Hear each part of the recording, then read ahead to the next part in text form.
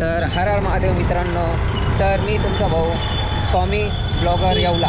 तर आपण चाललेलो आहे. तर आज आहे गणपती बाप्पांचा शेवटचा दिवस आणि आज तुम्हाला आमच्या येवल्यामध्ये कोणते कोणते DJ आलेले आहेत ते दाखवणार आहे. तर पूर्ण व्हिडिओ नक्की बघा, तरच तुम्हाला कळेल की येवल्यामध्ये कुठले कुठले DJ आलेले आहे यावर्षी ते